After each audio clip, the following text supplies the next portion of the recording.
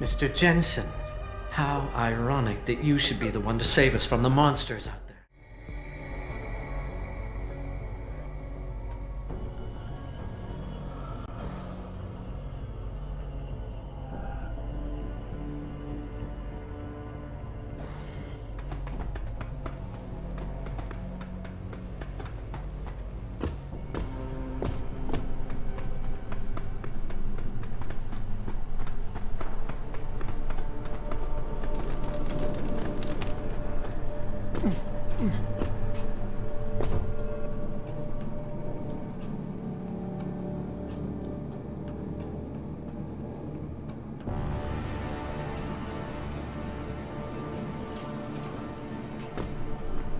Adam! Oh, thank God you came. I've got wounded here.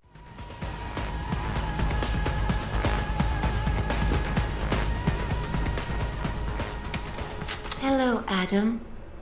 Welcome to the Edge. It is not the end of the world, but you can see it from here. Eliza? What are you doing here? It is my job to monitor and report on the news, Adam.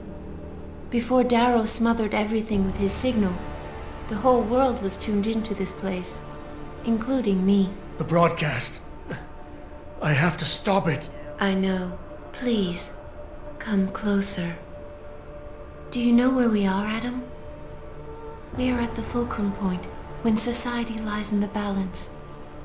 Hugh Darrow hoped to tip the scales one way, by telling the world everything you already know. About the biochip, the Illuminati, everything. He believed knowing the truth would convince mankind to abandon research into human enhancement technologies forever. It would certainly give them reason to fear it. Indeed. Darrow's confession is ready to send. If you want, I can wideband it across all media as soon as you shut down the signal. Everything you worked so hard to uncover will be exposed. But only if you deactivate the broadcast using this control. However, if you desire, I can alter Darrow's message. Conceal the creation of the biochip while putting in new content. Content blaming the humanity front, like Sarah suggested. The organization has already admitted to harboring terrorists.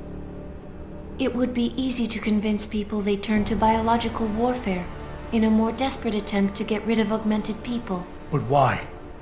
What would that achieve? In time, it could shift the focus of hatred onto people whose prejudices are seen as too extreme, leaving corporations free to experiment with human evolution as they desire. But if you want me to perform this edit for you, you must disengage the signal and activate the video edit function from here. Alternatively, Darrow's message can be adjusted to erase all mention of the power group known as the Illuminati. I can report that lack of proper regulation allowed vast quantities of neuropozyne to become contaminated prior to reaching the market. Taggart's preference. You think the world will buy a made-up story about neuropozyne poisoning? You might be surprised by what people believe. I can convince them. And having experienced the negative effects of corporate negligence firsthand, a majority of people might force the world to place harsh restrictions on all human enhancement research. But only if you disengage the signal and activate the video edit function from here. Of course, there is another option. This passage leads to Panchaea's pressure regulation controls. Destroy them and the installation will cave in on itself, overwhelmed by the weight of the ocean pressing against it. Everyone inside the structure will die. That's a solution? No one will be left to tell the world what happened, Adam. Nobody will be able to spin the story. Including me. The choice is yours. Do you believe you have the wisdom to choose an appropriate future for mankind?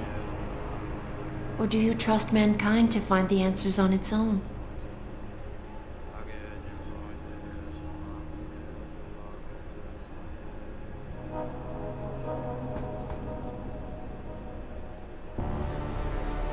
If you do this, the focus of hatred may shift to those responsible for unleashing biological warfare, leaving corporations free to experiment with human evolution. Are you sure this is your choice? So be it then. Sarif was right about one thing. It's in our nature to want to rise above our limits. Think about it. We were cold, so we harnessed fire. We were weak, so we invented tools. Every time we met an obstacle, we used creativity and ingenuity to overcome it. The cycle is inevitable. But will the outcome always be good?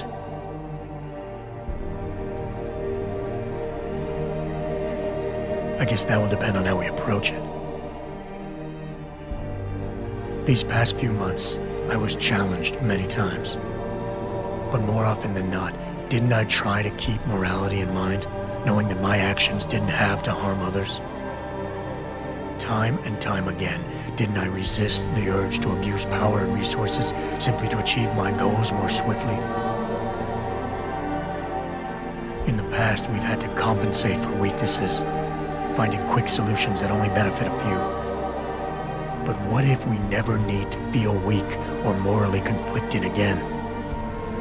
What if the path Sarif wants us to take enables us to hold on to higher values with more stability? One thing is obvious. For the first time in history, we have a chance to steal fire from the gods. To turn away from it now, to stop pursuing a future in which technology and biology combine, leading to the promise of a singularity, would mean to deny the very essence of who we are.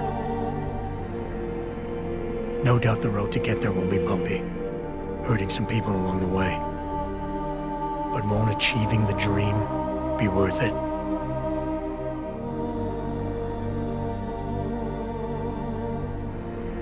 We can become the gods we've always been striving to be. We might as well get good at it.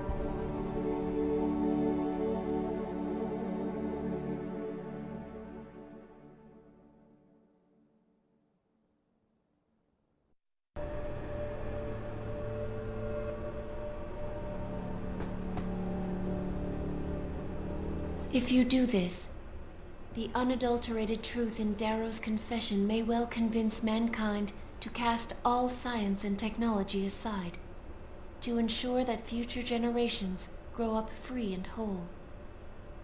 Are you sure this is your choice?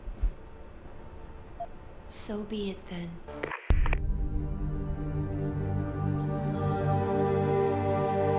Albert Einstein said, "Technological progress is like an axe in the hands of a pathological criminal."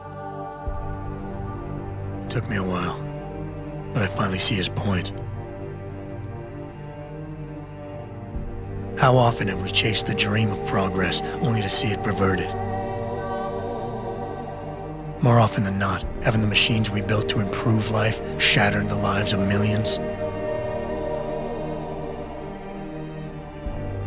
And now we want to turn that dream on ourselves to fundamentally improve who we are. Experience has shown me how dangerous that can be. How many times in the Call of Duty did I almost fall into the trap of taking shortcuts, abusing my abilities or the resources at hand? I resisted. Barely at times, because I valued human lives and considerations. Can I truly despise others who fall? Technology offers us strength. Strength enables dominance, and dominance paves the way for abuse. Darrow understood this. He knew that using technology to become something more than we are risks losing our ability to love, aspire, or make moral choices. The very things that make us human. It also risks giving some men the power to make others what they choose, regardless of the cost to human dignity.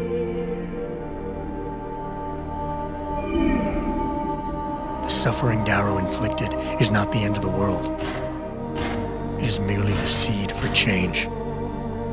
And change never comes without pain.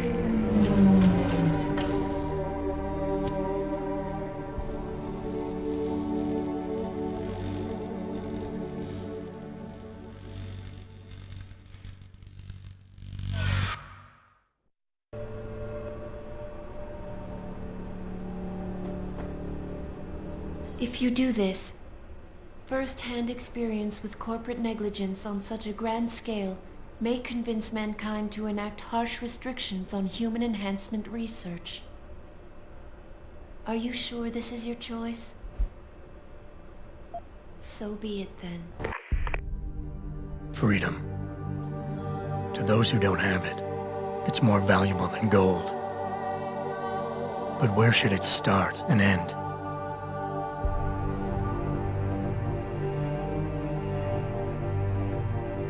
We humans often think we have the right to expand, absorb, convert, or possess anything we need to reach our dreams.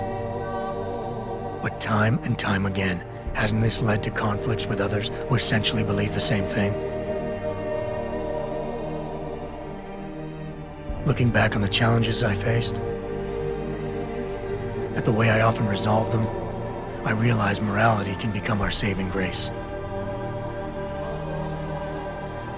Most of the time, didn't I try to keep my values in mind, knowing how my actions would affect others?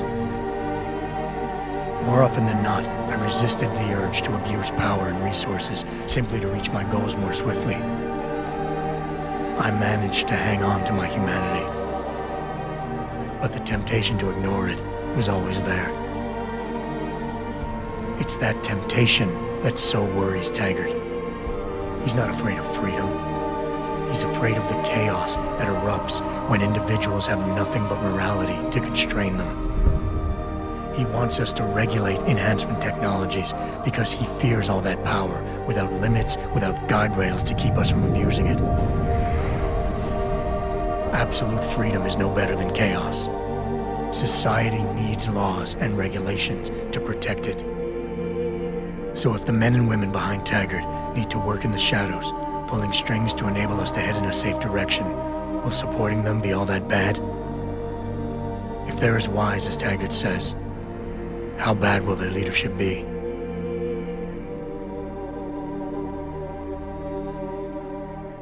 I just hope they stand by what they say.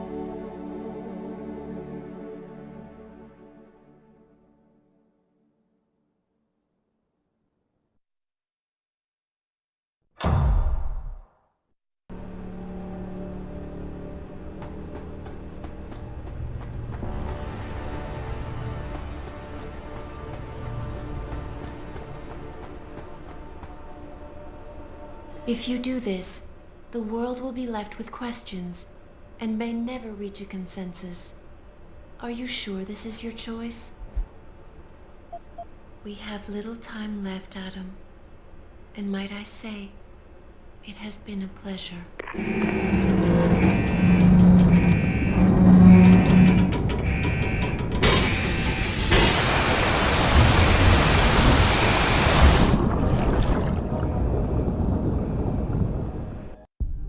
Do I trust mankind to save itself? That's what Eliza was asking. The truth is, I don't know. After everything I've seen, all the fighting and the chaos around me, I only know what I want to believe. Somehow, human decency will triumph. These past few months, I've faced many life-threatening situations.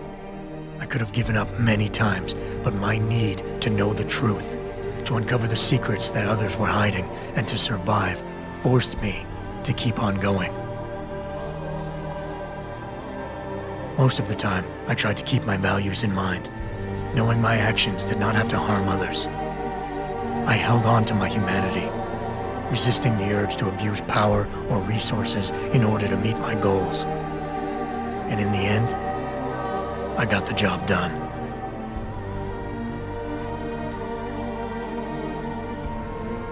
But does this mean I have the right to choose for everyone? No.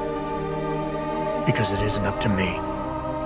It isn't up to Darrow, Sarif, or Taggart either. Ordinary men and women will have to decide together what course mankind should take. The kind of people who time and time again have picked and chosen the future in highly practical ways, slowing change when it's negative, speeding it up when it's good. Can they do it again? I don't know.